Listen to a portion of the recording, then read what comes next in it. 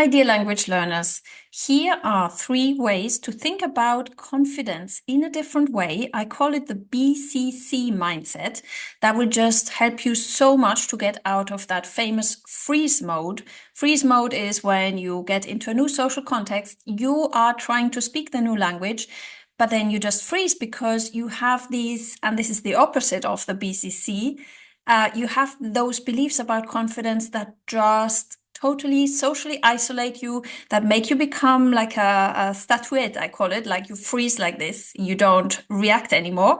And that actually hinder you to get in touch with people, and that will just harm you. So, before we dive in, I'm Dr. Alex. I'm a social psychologist, and I help you to use the fundamental laws of social psychology to speak with unshakable confidence in your next language, that is, of course. So let's dive in. BCC, what does it mean? B stands for belief. So the first one about this mindset is, what is your beliefs about confidence? First of all, confidence is not an emotion. It's a belief that you tell yourself about what actually confidence is or how a confident person behaves.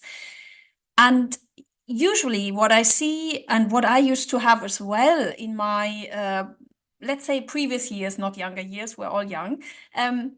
What I used to have as well is I used to believe confidence is the absence of fear. So confident people are kind of confident in that they're not fearful. And that is just not true.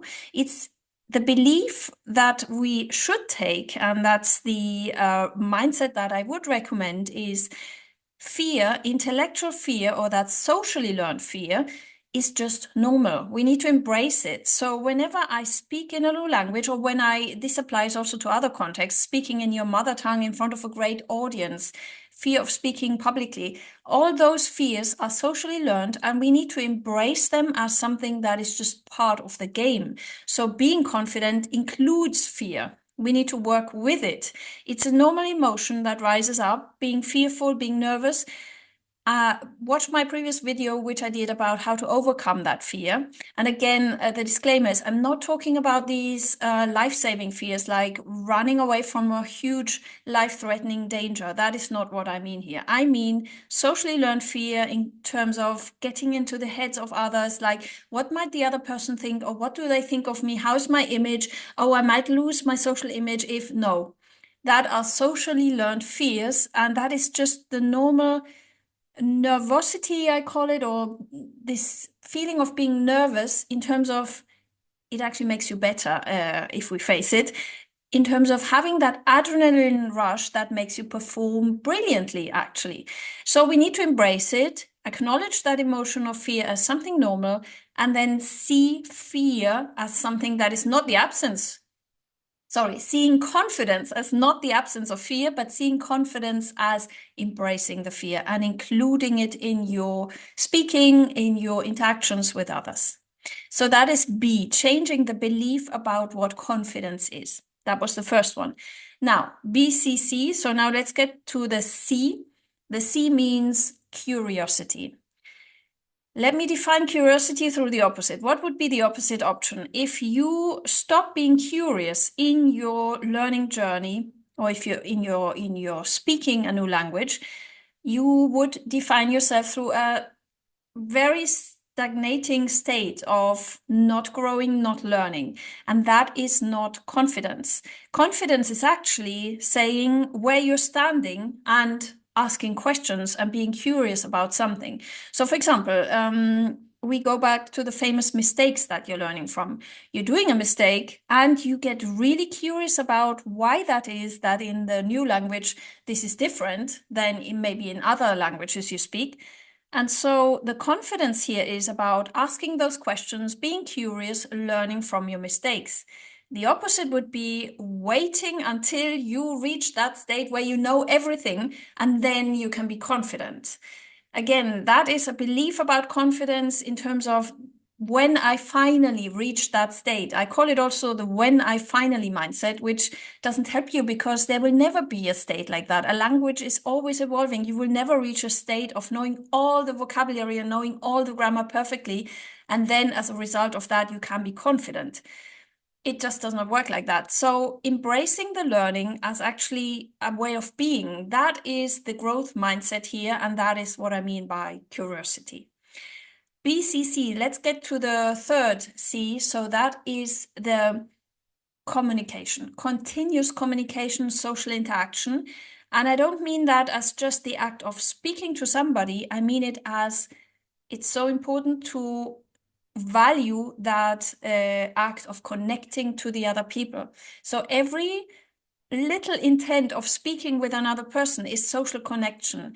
And that releases not only happiness hormones, bonding, social connection and bonding will make you feel good about yourself. So it's not actually about the correctness of what you say or of the grammar of the language. It is about the social connection. So let me define it again through the opposite. What would be the opposite? The opposite option would just be isolating yourself from that social situation. Say, I don't speak this language, so it's better for me not to speak and not to bond with the other person. Well, that will just hinder you using that opportunity in your life to bond with the other person. Of course, we're assuming you are in a situation where you want to bond with that other person. I'm not saying you should bond with everyone, of course. That's the disclaimer. So what I recommend is, as always, have sentences ready in your next language that you're learning to actually be able to communicate what you're feeling at the moment, how you want to learn, and let the other one know what you're doing here. So, for example, I would say something like this in a new language. I would say, I'm not fluent yet. I'm learning the language. Can you help me? I'm feeling a bit nervous here because I'm not quite familiar with how to say this. Can you feel free to correct me? I just want to speak and want to say this. How would you recommend me to say it in your language, for example? And then you have a communication, you have a social bonding, and you earn so much more out of that moment that otherwise in your life you would have missed. And that's not living. My philosophy of life is also use social psychology as the art of bonding with the other. Give always a bit more of energy to the other, you will get so much more back.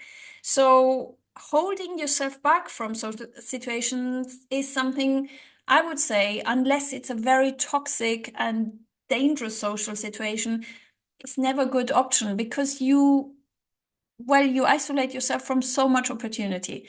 So let me know, as always, let me know in the comments how you resonate with that. What is your experience? Of course, every experience is unique. I'm, as always, also saying there's no one best way, but try this and let me know how's it going. And as always, every comment gets a free version of my ebook, Everyday Nano Fluency in 7 Steps. So let me know how this is working in your life, and thanks for watching. See you next time.